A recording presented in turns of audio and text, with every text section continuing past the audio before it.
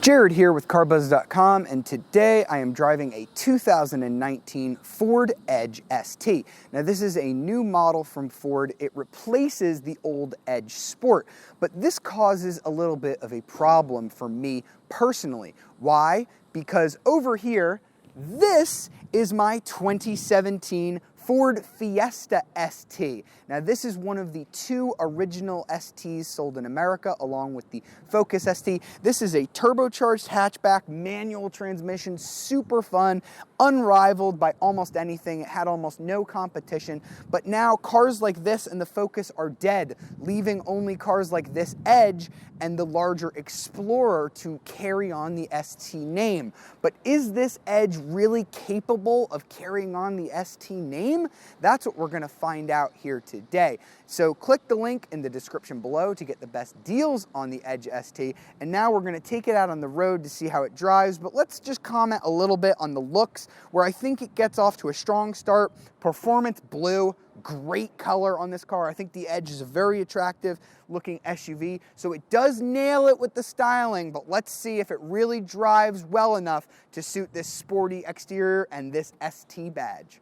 Time to find out whether or not the Edge is a real ST model, and for that we found a little bit of a windy road where we can exercise some of this car's excellent power and torque figures. So the Edge is actually only available with two engines, so all Edge models that are not the ST are powered by a 2.0 liter four-cylinder engine, 250 horsepower, 280 foot-pounds of torque. Those are pretty decent numbers. You're going to get 22 mpg in the city, 29 on the highway, 25 combined, which is pretty average for this segment. 7.3 seconds to 60 miles an hour, though. That is not great for this segment. There are some quicker vehicles out there. Now, this Edge ST is definitely at the top of the segment in terms of power and performance. We've got a 2.7 liter twin turbo V6 under the hood, and two extra cylinders and an extra turbo over the base engine, and you get a lot of extra power, 335 horsepower and 380 foot-pounds of torque. Those are really good numbers for this segment. But when you think about the old Edge Sport, which this car replaces, that had 315 horsepower, so it's not a huge gain over that. And interestingly, I mean, you are going to take a fuel economy hit. It is a V6 instead of a four-cylinder. Fuel economy is going to be 19 city, 26 highway, 21 combined. But you are going to drop that 0 to 60 to around 5.7, more around 6 seconds in my testing. And all Edges, no matter which one you buy, are going to have this new 8-speed automatic transmission. And I struggle to see, I never drove the old 6-speed car, but Ford calling this an improvement, those are generous words. I have just nothing nice to say about this 8-speed transmission. It's clunky when you're driving in traffic. You can take control of it via these junky small paddles. Like, it doesn't shift. There we go. It doesn't shift at all when I want it to. So yeah, in terms of how it functions as like a normal automatic, I don't really like it. In terms of how I want like a transmission to feel when I'm driving spiritedly, doesn't really do that all that well either. So yeah, I'm not a huge fan of this transmission in any capacity. It's definitely a fail if I had to give Ford a letter grade on it. But now, don't let the transmission ruin the experience too much, because there are some things that I do really like about this Edge. The steering is pretty good for an SUV of this size. It's not the best. I'm going to do a U-turn here. Let's see how body roll. So the steering is pretty precise. You've got like good feel through it. I can put it in its sport mode, which will tighten it up. You might hear, whoo, yeah, the engine enhancement. There's a lot of like fake engine noise being pumped in here. It sounds pretty cool, but if you're not big into fake engine noise, you're definitely not gonna like this. And this is an ST. So I am an ST owner, so this really has to translate to me because I own a Fiesta ST, and the Fiesta and the Focus are now dead. They're not going to keep making them. There are new generations of both of those cars in Europe, but we're not going to get either of them. So this and the Explorer ST above this are the only ST products left. And this just doesn't give me the fizz that my Fiesta ST does, and I'm not sure why. The steering is fine for an SUV, but it's nowhere near as joyous as the Fiesta or the Focus ST. It feels huge. So when I drive one of these new performance SUVs, I want to feel like I am driving a hot hatchback rather than an SUV. That's what gives me the feel of a true performance SUV. And this just feels like an SUV that is just kind of fast in a straight line to me. It feels huge. When you park it, it feels ginormous. From the steering wheel, it doesn't shrink around me like I want a good performance SUV to do, like the Alfa Romeo Stelvio does. Now, I know that's at a very different price point, but the Mazda CX-5 is not a performance SUV, and it shrinks around you. Power, you can hear how loud that engine enhancement is in sport mode. It's grunty. It definitely pulls really hard. If you pull up to a Focus or a Fiesta ST at a stoplight and you see a guy and he, props at you with his, sporty hatchback and his manual transmission, you'll probably smoke him off the line, to be honest. Ford even did a video where they drag raced one of these against a Fiesta and a Focus ST, and it won pretty handedly. This engine is great. I won't really say anything bad about this engine. I love it. It's the same one they use in like the Fusion Sport and even the F-150. So in this vehicle, it really does feel like a lot of motor.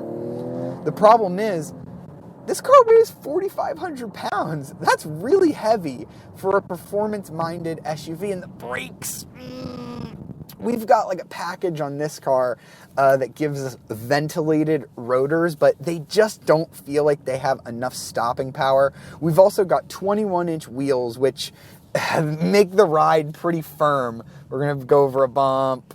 Yeah, it's a firm ride in this car, and I just don't think too many SUV buyers really care about how it handles like through the turns, and they'd rather have a more comfortable ride. So I'd really like to try one with the base. I think it's 19-inch wheels on the base cars instead of these 20s it's 20-inch wheels.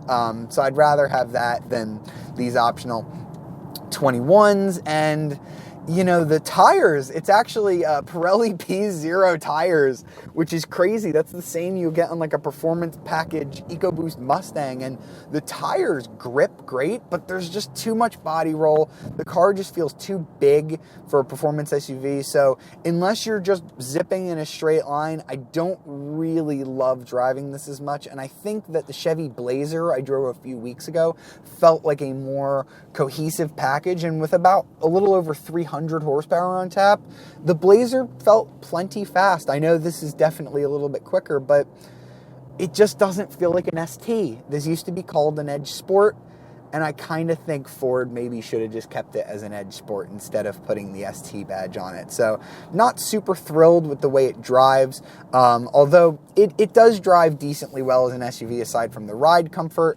But there are some other really nice things I can say about it here on the interior. So let's pull over and talk about what Ford has done with this dated but still rather lovely cabin.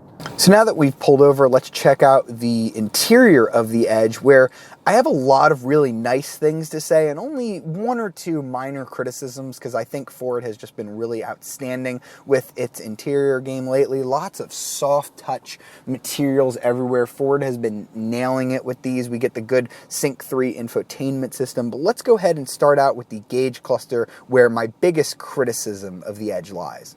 In the gauge cluster, we see kind of a familiar layout from the previous Edge, and I think a couple other Ford products have this as well. We've got a nice speedometer in the middle with our PRND and then sport mode telling us what gear we're in. I do like how the speedometer is kind of front and center there, but I don't love the two areas surrounding it. So let's start off with the left side there. That's where a lot of our information is going to be housed.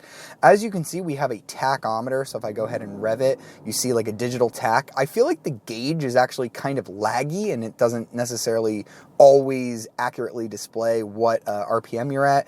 But now, as you see, I just switched to tire pressure and the RPM gauge goes away. So you can either have the RPM gauge or other information, which I think is really silly on a performance vehicle that you would ever want the RPM gauge to like go away.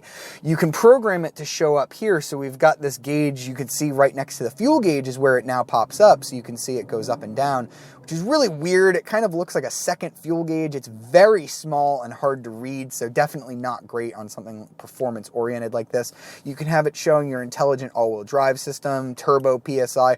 All of that's pretty cool, but there are just so many things you have to layer through to find what you want. You've got your trip over here. You've got your fuel economy data over here, and it seems to be like a lot to sift through here. I've found that like it's just easier to just leave it on the tachometer and just ignore it. Over here on the right, Ford could have mitigated some of this by just making it a mirror image of what's over there. Mercedes actually does that, where you can have anything you want. You can have like a map, you can have your tachometer, you can kind of move all three around. But this right side of the gauge is a lot less practical. You can have it showing your navigation. Since I'm not GPSing everywhere, you just get a compass. You can have it showing whatever radio station you have on, or you can have it showing phone information. I really wish that it just mirrored what was on the left so that you could, you know, put up one and put up the other, and you would have more options for what you want to be able to show on each of those displays. All of that's controlled here on these two D-pads, which are, I kind of have to stretch my thumbs across for them, so I'm not a huge fan of how that's laid out. I'm not a huge fan of the buttons below it either. They're just kind of all mishmashed and kind of hard for me to reach my thumbs, nor, as I said while I'm driving, am I a fan of these paddle shifters, which are very small. And after driving some of the older ST cars like the Focus and Fiesta, which were manual only, this transmission just feels like even more of a letdown. But the rest of the interior is actually pretty good, so let's move over to the center stack. We've got Ford's Sync 3 infotainment system here, which it's kind of starting to show its age, but I think it's aged very gracefully. I actually have, you know, Fiesta ST, so I'm pretty used to this system.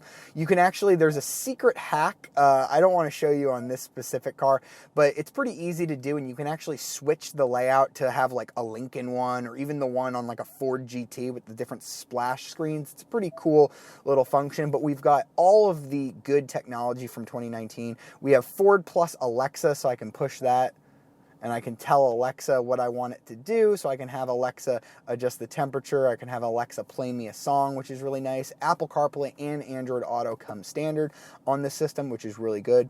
One thing that's kind of weird is if I throw it into reverse, I do get a backup camera with nice trajectory lines, but there's no 360-degree camera, which I find kind of odd on a car like this. The Chevy Blazer does have it, but you do have a front camera. So we have a front camera and a rear camera, but I haven't found a way to get both cameras at the same time for parking. Just kind of weird. We've got all of our climate controls here. We've got our heated and ventilated seats. The ventilated seats come optional on this car, and they are awesome. They are very powerful. You can kind of hear them. They do have a loud motor, but I will take a loud ventilated seat motor if the ventilated seats actually work well. The seats themselves, I find really comfortable. I've seen other reviewers dislike them, so be sure to try them out for yourselves. ST cars have previously come with Recaros. These are not Recaros, but they are bolstered a little bit. There's a lot of bolstering down here, so if you have like big legs, you might not find this comfortable. And then there's not as much bolstering on the sides. But I think the suede material that they've used for the middle is extremely comfortable, and I just feel like I fall in very comfortably into these seats. And as for the rest of the dashboard here, we've got some nice storage here, which is really good. 2 USB ports and a wireless charger. We've got some added storage up here. I'm not sure what you would put there. We've also got a sunglass holder. This slot where I have the ST key is perfect for a cell phone, 2 cup holders, and then we've got like another area here where you can put another phone, which is really good. This is your shifter. It's a rotary shifter, so you just twist it all the way over for D. Push for S, that's where you get that active engine sound enhancement and all of that good stuff. Now let's go ahead and check out the back seats, which are also very large for this segment. Back here, we've got 40.6 inches of rear legroom. Ford has actually carved out some area on the seat backs to give you a little bit more knee room. It's interesting because 40.6 is larger than the Blazer and the Murano, both of which have really nice back seats, but it doesn't feel that big back here. I'm not sure if maybe it's just because the headroom's not that good. So although legroom is really good, I don't feel that much bigger than I did in the Murano or the Blazer. Now, I'm in the fully upright position, which is not that comfortable, but this does recline really far back, actually further back than I would even feel comfortable. But if I wanted to take a nap, this is a really nice position. We've got this nice panoramic roof, which is optional on this car, but it does extend all the way back, so I can enjoy seeing some nice sky back here. Coming around back, we're gonna show you the cargo space, and because we have one of those foot-operated tailgates, you better believe I'm gonna show you in real time whether or not I can make it work. So let's do the hokey pokey here. Ah, it actually worked. I kid you not, I tried that like 3 times before we actually went on video and I couldn't get it to work, but there you go, Ford, you got to pass on that. There is a little sticker here showing you how to do it, although I've noticed that that doesn't really help me all that much.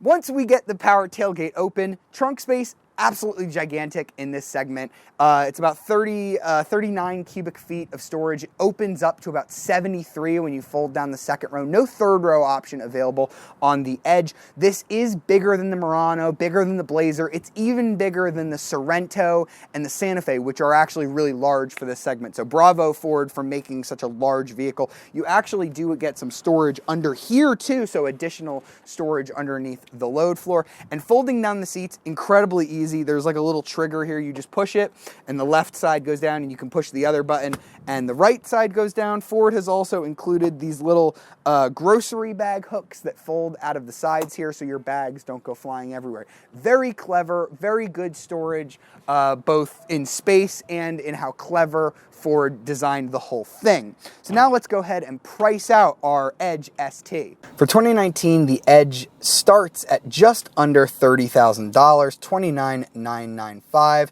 For that, you get 18-inch wheels, push-button start, automatic headlights, LED running lights. You get Ford's Co-Pilot 360 system, which includes safety features such as cross-traffic alert, lane keep assist, pre-collision warning, and a rear-view camera. Upgrading to the SEL trim is $33,300. You get unique cloth seats, dual-zone automatic climate control, and the Sync 3 infotainment system you saw here on this review.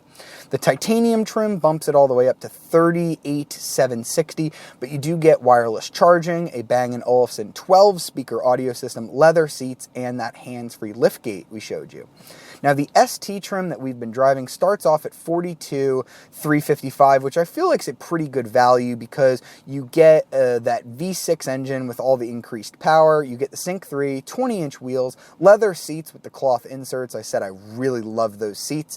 Visual upgrades, and our car had a couple of packages. The big one is this Equipment Group 401A. Yeah, Ford is real clever with the package names. $5,585. It's a lot of money, but you get a lot of stuff. You get a garage door opener, an alarm, wireless charging, evasive steering assist, a panoramic roof, really big one, built-in navigation, not too excited about that because you do have Apple CarPlay and Android Auto, adaptive cruise control with lane change control. You get the remote start, that's really nice in a hot climate like Florida, heated rear seats, front ventilated seats, and you get the enhanced park assist that will parallel park itself. We also have the ST Performance Brake Package, $26.95. Skip that for sure. It gets you 21-inch wheels with summer tires and ventilated disc brakes. I didn't feel like it added enough to the performance to really make it worth it. And the as-tested price is $51,730. Now it's time to sum up our time with the 2019 Ford Edge ST. So be sure to check out Carbuzz.com for the full written review of the Ford Edge ST, where we've also given the Edge ST a Buzz score out of 10. So the base Edge is going to receive a Buzz score of 8.1. Here's how the categories all stack up there. The Edge ST does a little bit better because we think it looks better and it definitely performs better than the base Edge, so it gets an 8.4, putting it towards the top of the midsize SUV category, but not quite as good as some of our favorites like the Kia Telluride, Hyundai Palisade, and the Chevy Blazer, which we just thought was a more cohesive package than this Edge, which is why I'm going to be giving the Edge a score of worth a look, but like a really strong worth a look. It's not quite a great buy. I think that some of the interior layout lets it down just a little bit. The transmission really lets down what is otherwise a really nice engine under here. And I think if you're just going into the Ford dealership and you just want whatever the nicest Edge is, I think that the ST is actually pretty good value with the amount of power and styling that you get over a base model. And if you liked this review and you'd like to see more like it, be sure to subscribe to the Carbuzz YouTube channel and hit the notification bell to be alerted of our latest videos. And if you want to keep up with the latest and greatest in automotive news, you got to download the Carbuzz app on either iOS or Android. That's where you can read all of the latest articles about new car reveals and reviews, full written reviews of cars just like this one. Hope you've enjoyed the video. See you next time.